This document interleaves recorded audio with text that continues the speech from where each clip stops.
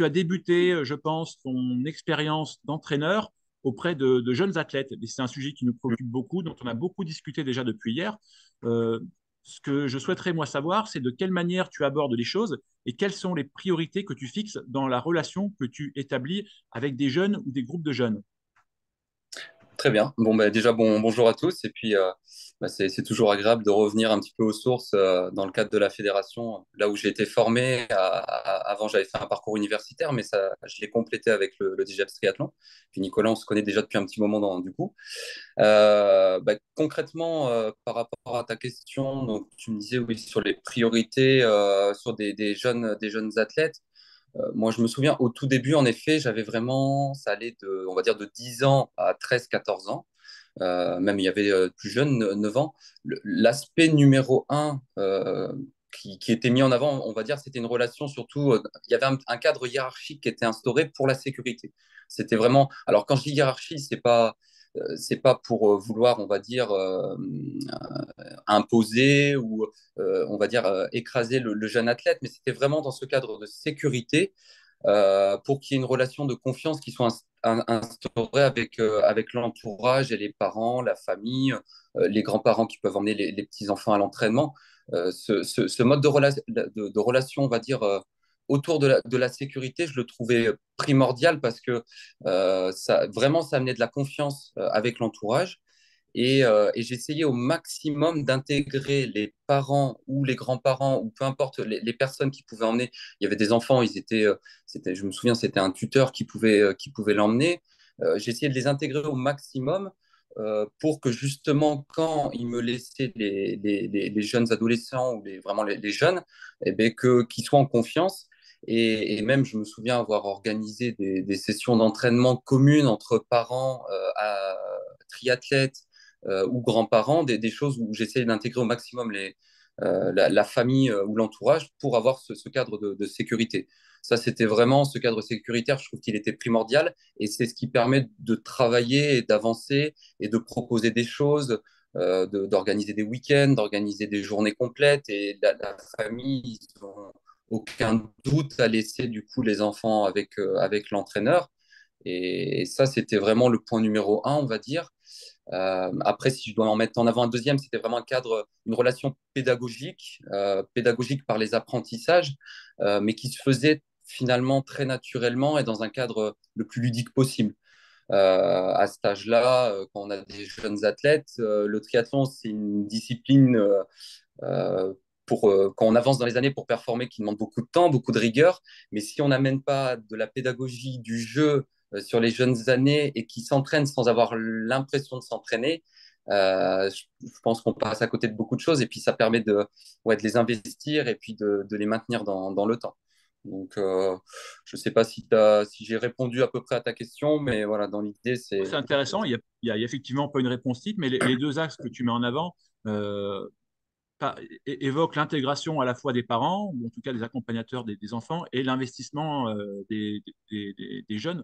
Donc, c'est des points fondamentaux dont on a déjà beaucoup parlé. Donc, je suis Mm, convaincu qu'il y aura des questions par la suite qui viendront mm. un petit peu abonder dans le sens que tu as déjà évoqué. Euh, je te propose une autre question, cette fois-ci, qui est plus large, hein, c'est-à-dire qui ne vise pas uniquement le public jeune, mais de manière générale. Donc, tu es amené à encadrer des pratiquants de différents types. Je voudrais savoir de quelle manière tu prends en compte les différentes personnalités qu'il peut y avoir et si pour toi, il y a différentes approches ou s'il y a une approche type que tu conduis, peu importe le type de personnalité, de caractère que tu rencontres. Oui, ça c'est une bonne question parce que c'est vrai que d'un athlète à l'autre, vraiment, d'un athlète à l'autre, d'un jeune à l'autre, ou d'un adulte ou d'un adolescent, peu importe, les personnalités peuvent être tout à fait différentes. Et ça, c'est vrai que ce soit sur un jeune public ou je trouve notamment très marqué chez les adolescents, c'est à ce moment-là où les personnalités se mettent en place. Et, et là, pour le coup, on le voit notamment par exemple sur les types de motivation où on va avoir des athlètes qui vont avoir une motivation qui va être extrinsèque. Donc c'est vraiment ce côté eux, ce qui va les motiver, c'est doubler le copain, c'est aller plus vite que l'autre. C'est le groupe dans ce type de profil est très important. Et moi, j'avais des exemples. Enfin, là, pour le coup, quelqu'un, par exemple, comme Clément, quand il était jeune, il n'avait pas du tout une motivation qui était extrinsèque. Elle était à l'entraînement très intrinsèque. Elle était sur lui. Ce qui comptait, c'était ses entraînements, son investissement, ses kilomètres. Il était complètement détaché des autres. Et par contre, rendu en compétition, là, il avait un rapport aux autres qui était beaucoup plus important. Donc, il y a des différents types de personnalités à l'entraînement, mais il y en a aussi du coup en compétition. Et d'un athlète à l'autre, on peut avoir une motivation qui est différente à l'entraînement et en compétition. Et ça, vraiment, c'est très marqué. Et c'est vrai que du coup, dans la transmission des consignes, que ce soit à l'entraînement ou en compétition, il va être différent. Il y en a, le levier, ça va être de dire, je sais pas, c'est sur une séance course à pied, dans la dernière répétition, c'est de lui dire, ben, va le chercher devant, il va lui donner une carotte qui est son coéquipier d'entraînement. Et une autre personne, ça va être lui dire, non, concentre-toi sur tes bras, allonge la foulée. Donc ça, c'est plus un ressenti sur lui. Et ça, c'est vrai que c'est des leviers qu'il faut arriver à détecter. Ça prend du temps parce que les personnalités ne se dégagent pas tout de suite. Il faut que l'athlète soit à l'aise dans le groupe, il faut qu'il accepte de se libérer. Et une fois qu'on a détecté ça, il y a des leviers, en effet, qui sont activés, qui sont super intéressants. Donc ça, c'est valable sur la motivation, c'est valable sur la confiance en soi. Quelqu'un comme Clément a toujours eu énormément confiance en lui. C'est pas le profil d'athlète à douter, donc c'est très facile de l'emmener à l'entraînement. À l'inverse, d'autres athlètes, au début, ont besoin d'énormément être rassurés, donner plus de consignes, le mettre en confiance pour valider une séance. Et ça, vraiment, ces profils, ces différentes personnalités, si on n'arrive pas à prendre l'individu, l'athlète en tant qu'individu au sein du groupe, on ne peut pas, je pense, l'amener au maximum de son potentiel. C'est impossible. Alors, c'est super intéressant. Alors, ça fait le lien aussi avec des choses qu'on a dites. Mais avais-tu des outils, justement, parce que c'est la question enfin, ta réponse m'appelle à cette question. Est-ce que tu as intuitivement perçu ces choses-là? Tu parles de motivation extrinsèque ou tu as mis en place des outils? Parce qu'on a hier, justement, étudié un certain nombre d'outils qui permettent de voir de quelle manière les personnes se situaient sur ces niveaux de motivation. Mais de quelle manière, toi, tu as agi à l'époque? Alors, moi, j'avais quand même des souvenirs de ces différentes, par exemple, types de motivation, de ces différents profils, on va dire, un petit peu psychologiques par mes études. Mais après, très sincèrement, c'est plus moi dans l'écoute, dans l'approche et en étant assez attentif au retour des jeunes et dans l'observation que finalement ces leviers ils sont venus assez naturellement, on va dire. J'avais quand même, Ok. on va dire, des bases par mon parcours universitaire et puis par le diplôme d'État qui me laissaient des souvenirs sur cet aspect-là. Mais c'est vraiment, on va dire, en manipulant la matière sans être péjoratif, vraiment en étant en contact des jeunes et au contact des jeunes et des moins jeunes, hein, parce que j'avais aussi un groupe de vétérans, je me souviens que j'entraînais au club d'Angoulême Triathlon. Et c'est là qu'on détecte en fait ces différents profils de personnalité. Et c'est venu assez naturellement et je me suis enrichi par l'entraînement. Ouais. D'accord, très bien, merci. Mm, Ça permet d'un mieux comprendre le fonctionnement.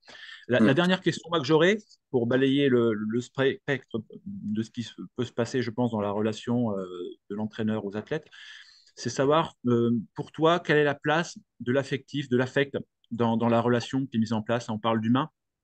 Euh, Comment tu envisages ça? Quels sont tes mots pour exprimer la manière mm. dont tu places cette notion d'affect dans la relation? Mais ça, oui, encore une fois, c'est un aspect qui est très important parce que l'entraînement, on est sur une matière qui est vivante, qui est en contact d'humains, enfin voilà, de jeunes, d'adolescents, d'adultes. Donc, cet aspect affectif, il est important. Moi, je pense que ça doit pas être forcé. C'est quelque chose qui vient naturellement avec le temps. Pareil dans l'échange, dans l'écoute, dans la transmission.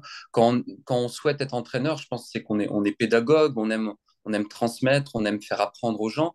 Donc, c'est pas que dans un sens. C'est-à-dire que l'entraîneur, il transmet, mais le jeune ou l'athlète, peu importe, il transmet énormément aussi.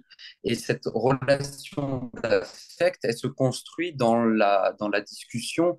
Et, c'est quelque chose de très important parce que c'est un levier, là encore, de la performance, mais c'est quelque chose qu'il faut savoir par moment, je pense, ne pas forcément montrer à tout aujourd'hui. Donc, bien sûr, je vais arrêter de l'entraîner là, à partir de maintenant. Là, ça y est, c'est acté. Mais c'est quelqu'un pour qui j'ai une affection qui est très importante parce que c'est quelqu'un, on a passé 8 ans ensemble, je connais très bien sa famille. Il y avait cette relation de confiance, de sécurité avec eux. Enfin, voilà, tout est lié en fait. Et donc, forcément, j'ai un affectif qui va bien au-delà de l'entraîneur entraîné. C'est comme un petit frère, c'est comme un copain. Ça peut être par moment, ça peut être un copain. Et je me souviens très bien que je distinguais les différents temps. C'est-à-dire qu'à un moment donné, l'affectif ne doit pas prendre le pas sur l'objectivité. Et quand on est entraîneur, à un moment donné, il faut être objectif. Et si on n'est que dans l'émotion, que dans l'affect, c'est difficile de dire les choses. Et avec Clément, ça a fonctionné, je pense, parce qu'on avait énormément d'affect. Donc, c'est-à-dire qu'on partageait beaucoup de séances. J'étais présent sur pratiquement toutes ces compétitions. Mais à côté de ça, on avait moi j'organisais des temps de hors entraînement, des restaurants, des choses comme ça qui faisaient qu'il y avait beaucoup d'affect. Mais par contre, à un moment donné, quand on se regardait dans les yeux et qu'on parlait entraînement, ou quand il fallait dire les choses, on se les disait. Et là, l'affect, moi, je redevenais quelqu'un de neutre et d'objectif. Donc, je considère que c'est quelque chose de très important et qu'il faut savoir activer au bon moment. Euh, Ça peut être après un échec, quand les choses ne vont pas bien, il faut savoir réconforter. Quand les choses vont bien, il faut savoir féliciter, c'est aussi de l'affect. Et puis à des moments donnés, il faut des données métriques, des données objectives, où là, il faut peut-être enlever ce côté affect et revenir sur des choses plus concrètes. Voilà, c'est quelque chose d'important qu'il faut activer et qu'il faut savoir aussi mettre un petit peu de côté par moment. Mm. Très bien, bon, j'ai peu de doutes sur le fait que ça va faire réagir certains participants.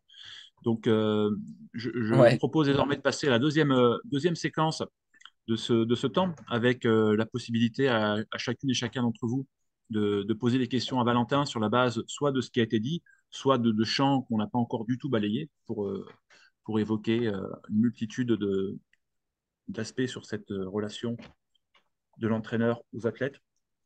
Qui veut se lancer en premier? Allez, je vais faire circuler le.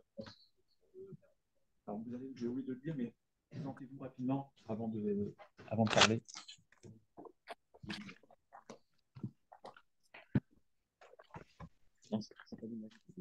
C'est moi.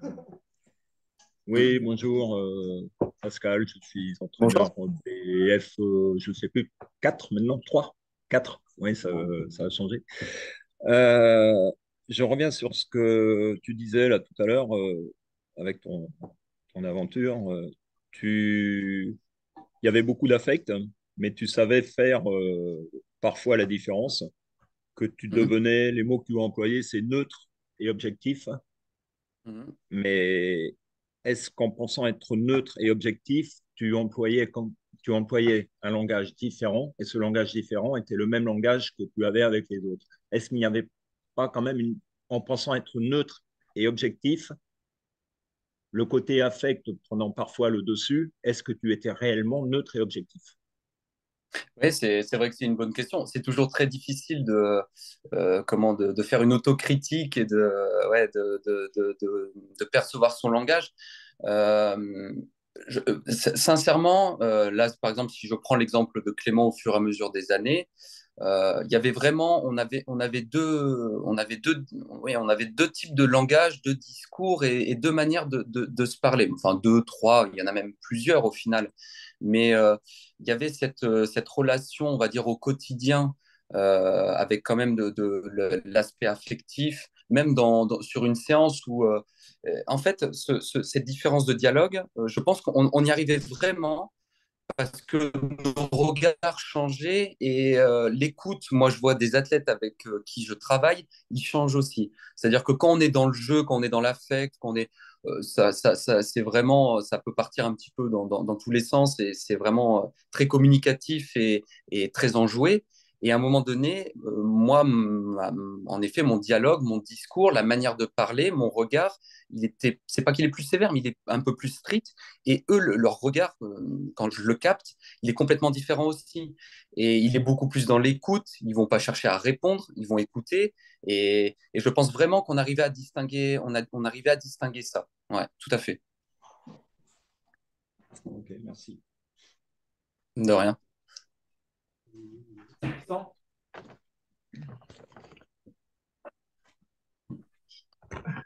Bonjour, Tristan, moi je suis entraîneur Bonjour. au club sur Paris qui s'appelle le Paris Sport Club. Et non, j'avais une question sur, parce que tu as pas mal parlé des athlètes ou de différents types d'athlètes qui peuvent avoir Ouais. des motivations différentes Mhm. voilà, ou des approches différentes. Est-ce que toi tu considères que toi, ton approche, ta manière de fonctionner en tant qu'individu, elle te facilite les choses avec plutôt un type de public ou enfin, est-ce que en fait toi ce que Mhm. tu produis en tant qu'individu et entraîneur Mhm. ça va mieux marcher avec tel type de personne ou est-ce que justement tu as constaté des incompatibilités en fait entre ta manière de fonctionner et puis peut-être des motivations particulières voilà ou soit que tu arrives complètement à fonctionner ou pas du tout, soit qu'il y ait des facilités avec tel public ou tel, enfin pas tel public, mais tel mode de motivation ou tel fonctionnement d'athlète. Voilà, c'est vraiment en fait ce que du côté de l'entraîneur, ce que toi t'apportes, est-ce que ça peut plus ou moins matcher avec, avec voilà, des Ouais, j'ai fonctionnements bien, d'athlète. ouais, j'ai bien compris ta question. Elle est très intéressante et tu as tout à fait raison. C'est-à-dire que je pense qu'en effet, notre mode de fonctionnement, notre approche qu'on peut avoir soit, moi j'avais ma pratique personnelle aussi en parallèle pendant plusieurs années, nous construit forcément.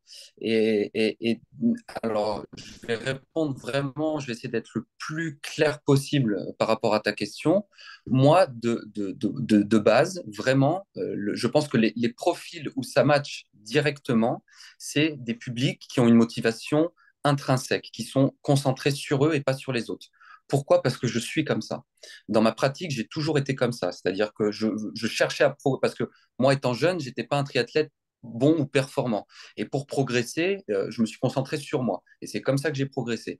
Donc, cette approche-là, elle est en moi, elle est ancrée. Et du coup, dès que j'ai un individu qui est dans cette manière de fonctionner, ça va très très vite. Clément, je pense qu'on était fait pour se rencontrer parce que c'est quelqu'un qui est comme ça. Et du coup, on s'est tout de suite compris dans l'entraînement, on a tout de suite été connectés.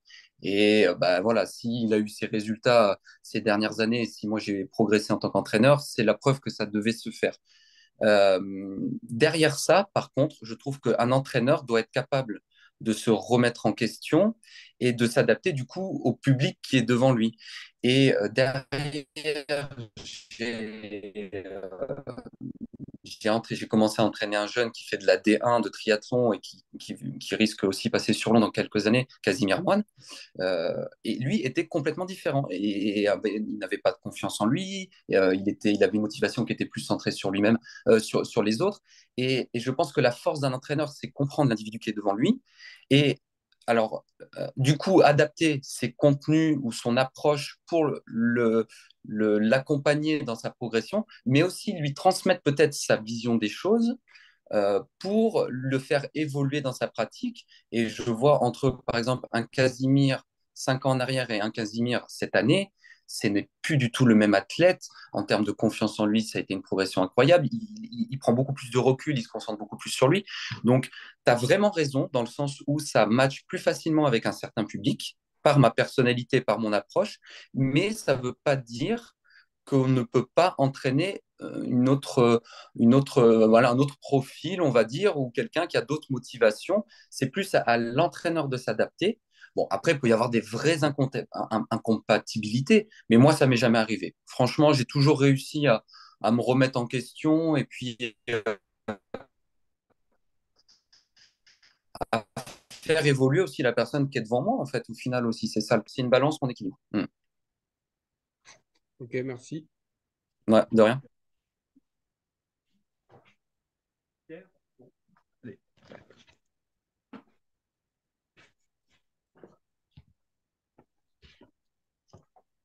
Ouais. Bonjour Valentin. Bravo pour les Bonjour. résultats que tu as obtenus parce que quand on voit Clément dans sa compétition, on voit qu'il y a quand même un sacré travail qui a été fait. Bravo, hein. Bon, moi, Merci, merci. je suis Pierre du Club des nageurs de Paris. J'entraîne des adultes euh, qui sont plutôt dans une démarche loisir Mhm, au départ. Donc, c'est plutôt des motivations extrinsèques. mhm, Et j'essaie de les accompagner vers une démarche plus raisonnée, mhm, donc plus intrinsèque, en fait, plus solide, plus durable. Et parfois, c'est difficile parce que le quotidien étant, avec l'activité professionnelle, mhm, parfois, c'est des moments de détente. L'entraînement sportif va plutôt sur toujours à fond. Et mhm, donc, comment accompagner ces gens, donc des amateurs, qui consacrent pas mal de temps, mais qui sont aussi en phase un peu dérivative, comment les amener à une pratique plus raisonnée pour améliorer leur performance et éviter l'accident. Ouais, c'est vrai que c'est pas évident parce que alors c'est vrai que moi depuis récemment j'ai ouvert aussi mon approche de l'entraînement pour un public amateur. Mais c'est vrai qu'au final je me rends compte que j'attire un public amateur mais qui veut aller sur la performance, donc c'est beaucoup plus facile pour moi de les amener sur cette voie. C'est vrai que comme je vois tout à fait, je vois tout à fait ce que tu veux dire dans les clubs et dans certains groupes. C'est un moment un peu de récréation où l'idée c'est de se défouler par rapport voilà, par rapport au quotidien et puis voilà, avoir ce temps de groupe. Je pense que ce qu'il faut arriver. Alors, là encore, on en revient à ce qu'on disait tout à l'heure. Il y a cet aspect pédagogique où il faut expliquer. Ça, c'est pas c'est facile à dire, mais c'est plus difficile à mettre en place. Je pense que ça passe aussi par les objectifs qui se fixent. Si vraiment ils ont un objectif précis en tête et qu'ils veulent on parle pas forcément de performance chronométrique ou je sais pas, ça peut être terminer un Ironman, terminer un half, c'est une performance en soi. Je pense que se fixer des objectifs, c'est fixer des objectifs à court terme, à moyen terme, à long terme, des objectifs à l'entraînement, des objectifs en compétition. Je pense qu'en fixant un cadre, du coup individualisé, après, la notion de groupe est importante, donc si on peut arriver à regrouper les objectifs, c'est bien aussi parce que ça va les motiver. Je pense que c'est par cette approche-là qu'on peut arriver à aller sur une motivation un peu plus extrinsèque et intrinsèque, pardon, et moins extrinsèque. Des objectifs de progression, des objectifs techniques, des objectifs vraiment recentrer la personne sur soi. Dans ces objectifs, qu'ils soient en compétition à l'entraînement, ça peut être, à mon avis, un levier pour un peu les sortir de ce que tu disais, de ce que tu disais. Après, voilà, faut trouver le bon compromis parce que je pense que cette notion de groupe et cette notion le mot défouloir, il est un peu dur, elle est importante, mais il faut trouver le compromis. Et moi, j'avais un groupe de vétérans quand j'entraînais au club d'Angoulême qui pouvait être, il y avait un petit peu de tout et il y avait un peu ça. Et c'est par les objectifs d'entraînement et en les recentrant sur eux, c'est là où on peut y arriver.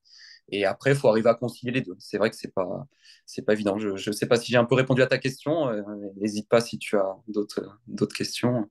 Mm. Et le principe d'aller sur des objectifs individualisés permet de recentrer l'athlète Mm. sur sa démarche personnelle.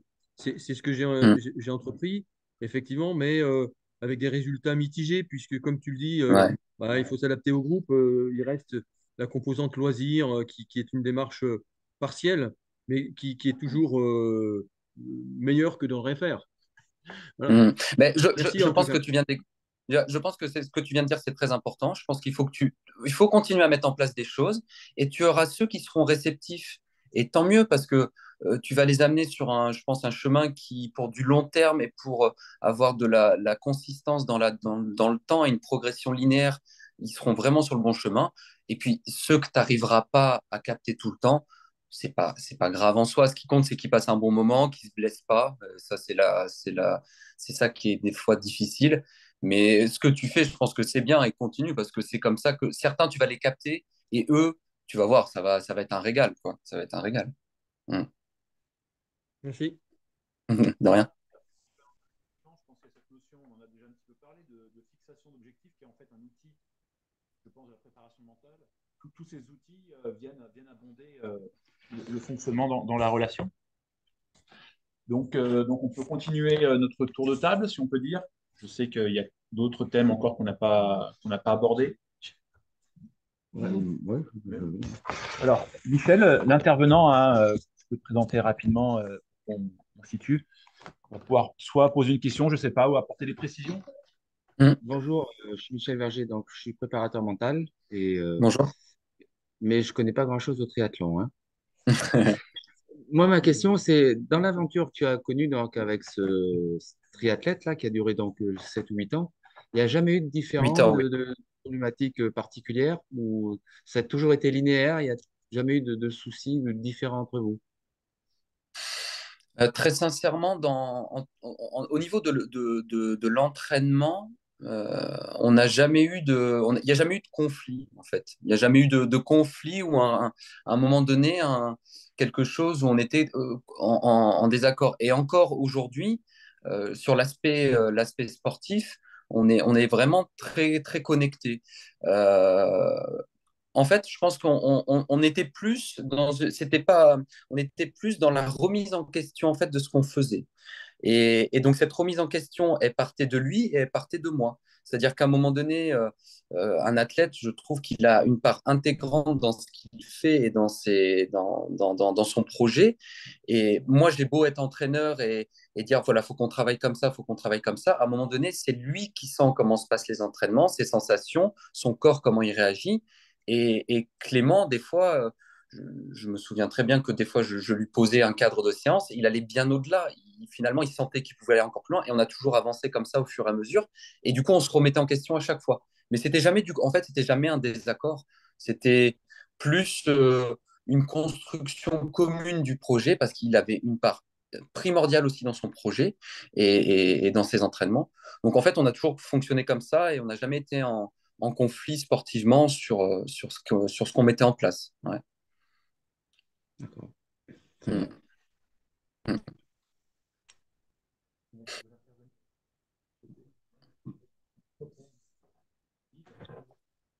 Merci.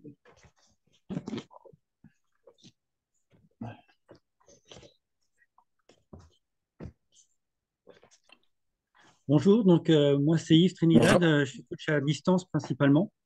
Et justement par rapport à la période de confinement, je voulais savoir si tu avais continué à maintenir des relations avec tes athlètes. Si oui, comment? Si c'était surtout en visio, par appel téléphonique, quelle était la fréquence? Si la fréquence était imposée, si tu t'es adapté, etc. Et savoir si tu as continué et si tu penses que ce coaching à distance est toujours possible en termes de relations et préparation mentale avec tes athlètes. Bonjour. Oui, alors c'est vrai que c'est une bonne question parce que c'est vrai que quand on fait du travail à distance, c'est pas évident. Alors, pour commencer par rapport au début de la première partie de la question, sur cette période de confinement, bon, bah, il y a eu la toute première période où on était tous confinés chez soi, forcément. Bon, ben là, en tout cas, il n'y avait pas de visibilité physique. Donc, tout se passait en visio, tout se passait par téléphone, tout se passait par message. Après, très sincèrement, vivre un confinement en 2020 ou si on avait vécu un confinement dans les années 80, les moyens de communication et les moyens de transmission étaient quand même bons. Donc, on pouvait maintenir un cadre d'entraînement enfin, il fallait quand même que la personne ait des outils, notamment un home trainer. Bon, la piscine, c'était plus compliqué. Mais en tout cas, on pouvait quand même maintenir une activité qui pouvait être assez conséquente. Et moi, je me souviens très bien qu'au début du confinement sur l'ère Covid, avec Clément, on s'était dit, par exemple, avec Clément Casimir, bon, ben, l'objectif, ça va être d'arriver à maintenir à peu près les qualités. Et au final, avec Clément, en sortie de confinement, on s'est rendu compte qu'il avait progressé, notamment sur le vélo, parce qu'on avait mis en place des choses qu'on n'aurait sûrement jamais fait si on avait été sur une période normale, on va dire. Et donc, après, est-ce que c'était imposé ou quoi que ce soit? Moi, la communication que j'entraîne, je me rends disponible quand il y a besoin. Alors après, j'ai aussi ma vie personnelle où j'essaye que ça n'empiète pas non plus.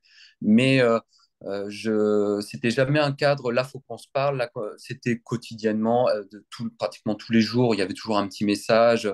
Après, on se faisait une petite visio, après, on allait s'appeler. Enfin, voilà, il y a tout ce cadre de communication. Moi, il a toujours été très simple, il a toujours été très naturel. Et voilà, ça s'est fait vraiment naturellement et sans un calendrier précis. Je sais pas, il y avait peut-être une autre partie sur ta question, j'ai peut-être Oui, sur la oublié. préparation mentale. Donc, en fait, tu as maintenu, en Ah maintenant un oui, dialogue et à distance, la préparation mentale est tout à fait possible. elle est possible. Après, alors moi, comme les athlètes, disons, qui tentent sur le haut niveau, à un moment donné, je considère que chacun a son métier. Un entraîneur, l'aspect mental, forcément, il y touche. Mais moi, j'ai aucune formation, on va dire, de préparateur mental. Donc, inconsciemment, je joue sur l'aspect mental parce que, voilà, par le dialogue, sur l'aspect de la motivation, pour recentrer, on parlait des motivations intrinsèques, extrinsèques. Voilà, inconsciemment, on joue sur l'aspect mental. Mais aujourd'hui, chacun son métier. Je sais que Clément, on avait fait appel à un préparateur mental. La personne qui a travaillé avec lui, il avait des leviers que moi, je n'aurais jamais pu activer parce que je n'avais pas les compétences. Pareil pour la préparation physique. Donc, moi, je suis principalement entraîneur de triathlon aujourd'hui. Donc, ma spécialité, c'est la physiologie de l'endurance, que j'ai vu aussi dans mon parcours universitaire. J'essaye d'être le plus humain, le plus pédagogue possible. Donc, je transmets des choses. Donc, je joue aussi sur l'aspect mental. Mais après, je fais appel à des personnes plus compétentes que moi quand c'est nécessaire. Ouais. Mais elle est possible. C'est-à-dire qu'aujourd'hui, grâce à la visio, et surtout, pour moi, il ne faut pas se contenter d'un mail ou d'un message, parce que ça ne transmet pas grand-chose. Un appel, le son de la voix, l'intensité des mots, la manière de les prononcer vont avoir beaucoup plus d'impact qu'un simple message. Donc, il faut que ce soit une visio, il faut que ce soit un coup de téléphone où là, on peut transmettre des émotions, on peut transmettre une motivation. On peut amener un cadre un peu plus strict, on va dire, quand c'est nécessaire. Et après, il faut faire appel à des personnes qui ont les compétences. Quand vraiment une personne veut aller sur du haut niveau, progresser, ou même au niveau, peu importe, il faut faire appel à des personnes qui ont les vraies compétences. Ok, parfait. Voilà. Merci. De rien. Merci. On attend encore pour une ou deux questions. Je sais pas s'il y en a qui ont des- Ok. Allez, on va de l'autre côté. En plus, on ne voit pas dans la caméra globale. On mettra de... Bonjour, donc moi c'est Pierre, je suis entraîneur Bonjour. de triathlon et de natation. Donc je voudrais savoir comment tu as géré toi par rapport à... donc, tu as dit que tu avais entraîné donc, Clément Mignon et Casimir Moine, donc deux athlètes qui ont un bon niveau, avec aussi une grosse partie d'affect de son côté. Comment tu as géré le reste du groupe quand tu as un athlète qui prend un peu toute la lumière dans le groupe pour pas Mm. baisser la motivation des autres jeunes et pour pas qu'ils se sentent délaissés avec un athlète qui prend un peu le leadership? Oui, c'est une bonne question. Alors, pendant longtemps, j'ai eu vraiment un tout petit groupe d'athlètes, ce qui fait que j'ai jamais eu cette problématique, on va dire, de Clément qui prenait la lumière, par exemple, sur Casimir. Et après, comment j'ai géré ça? Ben, en fait, je pense que c'est dans ma manière d'être aussi, c'est-à-dire que j'ai jamais mis Clément au-dessus de Casimir, moi, dans mon investissement personnel et dans ma transmission. Et, et ça a été, je pense, plus dur pour Casimir au début sur certaines séances parce il y avait un écart quand j'ai récupéré Casimir en termes d'entraînement, il y avait un écart de niveau, notamment en course à pied et en vélo, qui était très important. Ça faisait déjà 2, 3 ans que j'entraînais Clément, donc on avait mis en place des choses qui commençaient à payer. Casimir n'avait pas du tout fait ça. Donc ce qui a été dur pour Casimir, c'était d'accepter que Clément Voilà, on part sur une sortie vélo, Clément sur un mode de vélo sur une filière aérobie, Casimir, il était derrière, il arrivait pratiquement pas à suivre. Donc après, là encore, moi, ça a été par on va dire, le dialogue avec Casimir, le maintenir dans son activité. Et je pense aussi c'est dans l'organisation après de l'entraînement, c'est-à-dire que pendant longtemps, Casimir et Clément, ils ne pouvaient pas tout faire ensemble. Il y avait un socle commun où ils pouvaient participer aux mêmes séances et tout. Et à un moment donné, j'étais obligé de diviser, de dissocier l'entraînement. Et je pense qu'en faisant ça, j'ai préservé. Déjà, Clément n'était pas frustré parce qu'il pouvait faire les séances qui devaient passer et à l'intensité qui devait les passer. Et Casimir validait ses séances de son côté et avait ses marqueurs de progression au fur et à mesure. Et finalement, en fonctionnant comme ça, Casimir, je l'ai recentré sur lui, sur un aspect intrinsèque. Clément avait déjà cet aspect-là. Ils avaient des temps communs, ils avaient des temps dissociés. Et petit à petit, en fait, Casimir est venu rejoindre Clément. Et aujourd'hui, ces dernières années, quand on partait en stage, ils pouvaient faire beaucoup de choses ensemble. J'étais quand même obligé de dissocier à un moment donné l'entraînement parce que les objectifs n'étaient pas les mêmes non plus. Mais c'est vrai que euh, c'est aussi dépendant, je pense, du caractère de l'athlète. C'est-à-dire que Clément n'est pas du tout un caractère à vouloir écraser les autres. C'est-à-dire que quand il y a un groupe, s'il roule vite, c'est pas pour écraser, c'est parce que lui il se met dans ses allures. Et quand il y a le groupe, il y a le groupe et il intègre tout le monde dans le groupe. Donc jamais, voilà, il y a eu ce conflit, on va dire, où Clément prenait la lumière sur, par exemple, sur Casimir. Pas du tout, quoi. C'est vraiment ça. Ils ont toujours été au même niveau, en tout cas moi, dans ce que je voulais leur transmettre et dans l'investissement que j'y mettais. Ça, c'est sûr, en tout cas. Mm. D'accord, merci. De rien. Est-ce qu'il y a une dernière question, Geoffrey? Allez.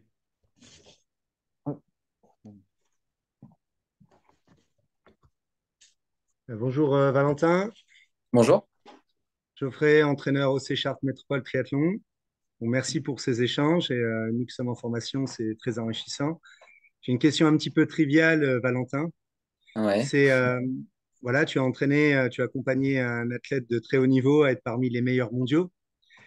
Aujourd'hui, il y a une collaboration qui s'arrête. Est-ce que tu Mhm. considères que Clément peut devenir le numéro un mondial, le champion? Et si oui, ne considères-tu pas que tu fais partie de ces gens qui l'ont accompagné, qui le connaissent très bien, avec qui il y a eu énormément de résultats positifs, et on sait que le sport est hautement compétitif et que c'est très difficile de réussir. Et donc, si tu considères qu'il peut être le numéro un mondial, est-ce que tu n'as pas une émotion particulière, quelque chose en toi par rapport à cette frustration, alors que c'est toi qui l'as accompagné, même si c'est l'athlète qui réalise les performances? Ouais, c'est une bonne question. Alors, euh, pendant très, très, très, très, très longtemps, moi, alors, comme on va en revenir sur tout ce on a dit depuis le départ, c'est-à-dire que moi, dans ma pratique, j'ai toujours eu une motivation intrinsèque. Donc, jamais je m'autorisais à penser que je pouvais gagner. Mais c'était à tort hein, dans ma pratique. Et Clément, pendant toute sa formation, jamais je lui ai laissé entendre que je savais qu'il allait gagner. Euh, et je me souviens très bien d'un stage aux Canaries, à Fuerteventura, où on s'entraînait avec tout un groupe de triathlètes. Et à un moment donné, Clément, il continuait sa sortie, tout le monde était rentré parce qu'ils étaient tous rincés. Clément, il continue, il va en gagner des courses, c'est pas possible. Et moi, je m'étais énervé légèrement, mais je disais, ne lui mettais surtout pas ça en tête parce que je ne veux pas qu'il y pense. Pour le moment, je veux qu'il se concentre sur lui. Et donc là, tu me demandes si je pense qu'il peut devenir champion du monde ou être numéro un. C'est la première fois depuis que j'entraîne Clément, depuis 8 ans, que je lui ai dit que je pensais qu'il pouvait devenir champion du monde Ironman. Alors qu'au fond de moi, je pense que je le sais déjà depuis très très longtemps. Aujourd'hui, ça s'arrête. Il n'y a pas de frustration, vraiment parce que je suis très nostalgique, on va dire, de tout ce qu'on a fait, vraiment, mais de me souvenir de ce petit gars de 14 15 ans que j'ai récupéré de la natation, qui est venu à son premier entraînement le mercredi. J'ai tout en tête. J'ai toutes les séances, j'ai tout en tête. Je suis très nostalgique de tout ce qu'on a fait, de tous les moments qu'on a partagés, mais je ne suis pas frustré parce que si aujourd'hui il travaille avec quelqu'un d'autre et si ça peut lui permettre, notamment il va y avoir un très gros suivi scientifique qu'aujourd'hui on ne pouvait pas mettre, que moi je n'ai pas les capacités de mettre en place, si ça peut lui permettre de devenir champion du monde Ironman, je serais vraiment le plus heureux, quoi, vraiment. Et c'est quelque chose que je m'étais préparé. À un moment donné, un athlète, il ne nous appartient pas. Il y a des cycles, et là, je pense qu'avec Clément, on arrive au bout d'un cycle. À sa demande, il m'a dit que s'il avait besoin à certains moments, voilà, m'appeler, lui donner mon regard, parce que je pense qu'aujourd'hui, je suis la personne qui le connaît le mieux dans l'entraînement. Euh, donc voilà, s'il a besoin d'être rassuré, justement par ce côté affect qui n'aura sûrement plus, ou pas autant, disons, si à un moment donné il a besoin d'être rassuré dans ce qu'il fait, je serai là, ça c'est sûr. Mais je ne suis pas frustré parce que si ça peut lui permettre de continuer à progresser, et je pense qu'il y aura une année où il aura la possibilité de devenir champion du monde parce que les conditions, tout sera réuni. Et si ça peut lui permettre de le devenir, non, c'est voilà, c'est comme je te dis, c'est plus de la nostalgie et, euh, Merci et beaucoup. c'est pas de la frustration. Ouais, ça enlève pas tout ce qu'on a fait ensemble. Merci. Merci Valentin. Alors, je reprends les commandes. Pas de souci. Je vais me reposer comme au début pour tout doucement conclure ce temps. Alors, c'est un petit peu de...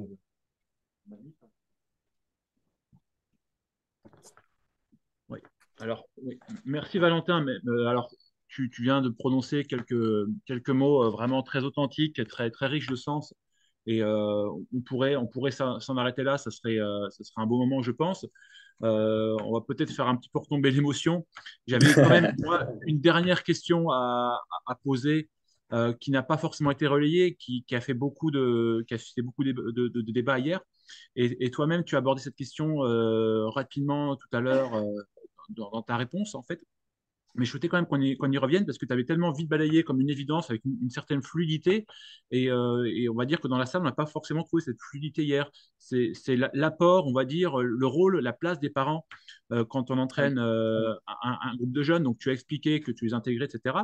Je voulais te provoquer un tout petit peu et dire, n'as-tu pas quand même rencontré certains moments difficiles quand il y a des pressions des parents, soit parce qu'il y a une certaine exigence de résultats sur les enfants, soit parce que dans le process, ils vont questionner ce qui est mis en place, ou alors vraiment de manière authentique, tu peux dire que ça a toujours été d'une fluidité extrême et que tu n'as pas rencontré ces temps-là. En tout cas, autour de la table, on est nombreux à s'être posé cette question sur ces moments un petit peu difficiles et la façon de les gérer. Oui, c'est vrai. Alors, en fait, ce qui est très difficile, c'est il faut arriver à comprendre l'athlète et comprendre son environnement. Moi, alors, je ne sais pas d'où ça me vient, mais j'ai toujours eu cette capacité à comprendre et je ne sais pas comment je peux dire ça, mais disons que pour moi, il n'y a pas un mode de fonctionnement qui est bon ou qui est mauvais. Et si on arrive à intégrer les parents dans la boucle et comprendre le type de personnalité, mais même du coup des parents, le profil de la personnalité des parents, je pense qu'on peut arriver à beaucoup de choses et on peut du coup, ouais, on peut du coup avancer beaucoup plus facilement dans l'entraînement avec les enfants. Clairement, tu as raison, c'est pas forcément facile en soi. Et il y a des parents qui sont très détachés, on va dire, ils confient leur enfant et y a pas ils veulent pas savoir comment ça se passe et tout. Il y en a d'autres qui veulent comprendre l'entraînement. Par exemple, le papa de Clément, Stéphane, avait besoin de comprendre ce que Clément faisait, mais il m'a jamais mis une pression. C'est juste que lui était aussi sportif et avait envie de comprendre. Et après, il peut y avoir des parents qui sont, ben voilà, qui sont beaucoup plus présents, qui peuvent avoir, qui peuvent vouloir un petit peu apporter, on va dire, ou orienter l'entraînement ou la manière de faire vis-à-vis de l'entraîneur. Et je pense que si on veut garder la main, il faut gagner la confiance des parents. Pour moi, c'est la clé. Si les parents, ils comprennent ce qu'on met en place, que c'est dans l'intérêt de leur enfant et que c'est pour sa progression, au début, ils vont vouloir un peu prendre le dessus, et puis petit à petit, au final, ils font confiance, donc ils laissent beaucoup plus de place à l'entraîneur. Ça ne veut pas dire qu'il faut arrêter de dialoguer, il faut toujours continuer à échanger. C'est vrai que je l'ai balayé rapidement, tu as raison, ça ne veut pas dire que c'est facile, hein. Ça veut pas dire que c'est facile. Moi, ça s'est fait toujours assez naturellement, parce que je prendrais tout de suite du recul. Les remarques, je ne les prenais pas pour moi personnellement, et j'essayais de comprendre pourquoi dans cette famille-là, ça se passait comme ça. Et quand finalement on arrive à comprendre ça, eh bien, on arrive à enlever des freins, à même libérer totalement les freins, et après c'est parti, quoi. Mais ça peut prendre du temps. C'est vrai que ça peut prendre du temps, par contre. Merci beaucoup, Valentin, encore une fois, pour cette réponse précise, Mm. détaillée et encore une fois très, très authentique, hein, sur tous les propos que tu as pu tenir. Merci vraiment. Je pense que c'est d'une très grande richesse. Donc, au nom de toute l'Assemblée présente, je te remercie. Ouais. Et puis, je te souhaite une très bonne continuation pour la suite de tes projets que je sais divers et variés et riches en succès également. Merci Mm. beaucoup et à Ben, bientôt. ouais. Merci à vous, à bientôt.